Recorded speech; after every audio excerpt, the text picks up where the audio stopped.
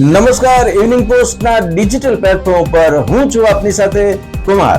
મિત્રો, રાજકોટના 28મા police commissioner પદે બ્રિજેશ કુમાર ઝા એ ચાર્જ સંભાળી લીધો છે. મૂળ ઝારખંડના વતની એવા બ્રિજેશ કુમાર ઝા એમએસસી કેમિસ્ટ્રી સાથે ઉત્તીર્ણ થયેલા છે અને એડિશનલ ડીજીપી નો હોદ્દો ધરાવે છે. રાજકોટના પોલીસ કમિશનર ના આ વિવાદાસ્પદ પદ ઉપર એમની જ્યારે નિમણૂક થઈ છે એ પહેલાના અગાઉના બે પોલીસ કમિશનર મનોજ અગ્રવાલ અને રાજુ ભાર્ગવ બહારે વિવાદાસ્પદ રહ્યા હતા. હવે જ્યારે બ્રિજેશ કુમાર ઝાએ રાજકોટના 28મા પોલીસ કમિશનર તરીકેનો ચાર્જ સંભાળ્યો છે ત્યારે શહેરીજનો એવી અપેક્ષા રાખે છે કે હવે રાજકોટમાં કાયદો અને વ્યવસ્થાનું શાસન સ્થપાશે. રાજકોટ પોલીસની જે છાપ ખરડાય છે, લોકોનો વિશ્વાસ જે રીતે ઘટ્યો છે, ત્યારે નવા પોલીસ કમિશનર ઉપર જનતા મોટી આશ મીટ માંડીને બેસે એ સ્વાભાવિક છે. હાલમાં રાજકોટના તમામ પોલીસ મથકોની અંદર જે રીતે કાયદો અને વ્યવસ્થાની સ્થિતિ અંગે પ્રશ્નાર્થો સર્જાયા છે, ત્યારે નવા પોલીસ કમિશનરે સ્વચ્છ છબી ધરાવતા અધિકારીઓ કર્મચારીઓને ગોતવા પડશે અને જુદા જુદા પોલીસ મથકો ઉપર એમને પોસ્ટિંગ આપવું પડશે. એવા કેટલાય કાર્યદક્ષ અધિકારીઓ રાજકોટમાં છે કે જે પોતાનું કૌવત દર્શાવવા માટે તત્પર છે, પરંતુ જે રીતની રાજકોટ પોલીસની અત્યારે ઇમેજ થઈ છે, ત્યારે નવા પોલીસ કમિશનર માટે આવા સ્વચ્છ છબી ધરાવતા અધિકારીઓને ગોતવાનું કામ પ્રાથમિક રહેવાનું છે.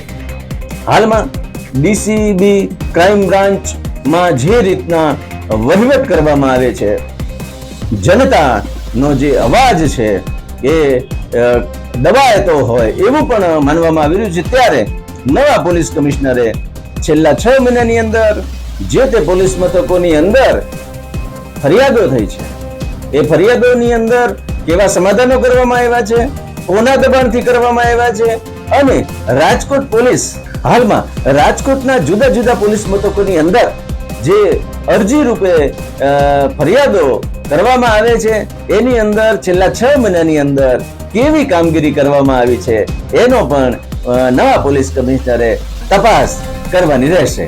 બીજી બાજુ જે કાંઈ ક્રાઇમ બ્રાન્ચની અંદર એક હાવ ઉભો કરવામાં આવ્યો છે કે અરજીના અનુસંધાને ક્રાઇમ બ્રાન્ચ એ જે છે એ જે પ્રકારનું ફરિયાદ અનુસંધાને કાર્યવાહી કરે છે, એ પણ એક શંકાના ઘેરામાં છે. આ અગાઉ પણ મનોજ અગ્રવાલના કાર્યકાળમાં અને રાજુ ભાર્ગવના કાર્યકાળમાં પણ ક્રાઇમ બ્રાન્ચની અંદર જે તે અધિકારીઓ દ્વારા દાગ ધમકી કે દબાણ ઉભા કરવાની જે કાંઈ આક્ષેપો કે ચર્ચાઓ છે, એનું પણ નવા પોલીસ કમિશનરે રૂબરૂ વિઝિટ કરીને એમની તપાસ કરવી પડશે.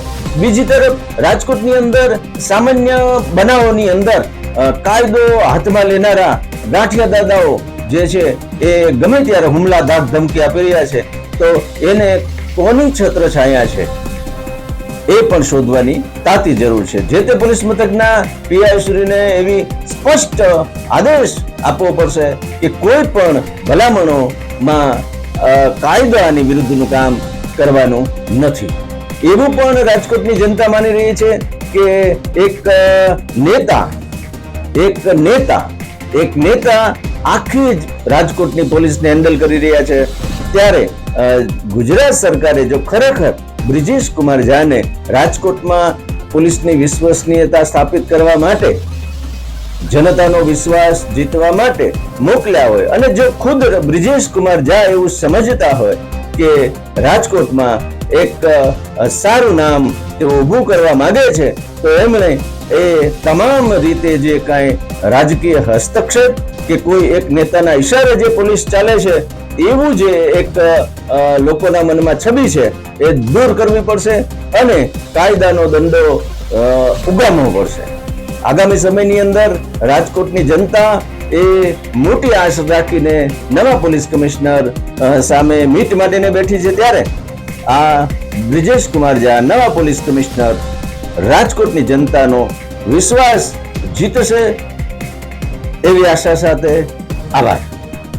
તમારી આસપાસના માહોલથી સતત અપડેટ રહેવા માટે આજે જ અમારી ચેનલને સબસ્ક્રાઇબ કરો, લાઈક કરો, શેર કરો. Thank you.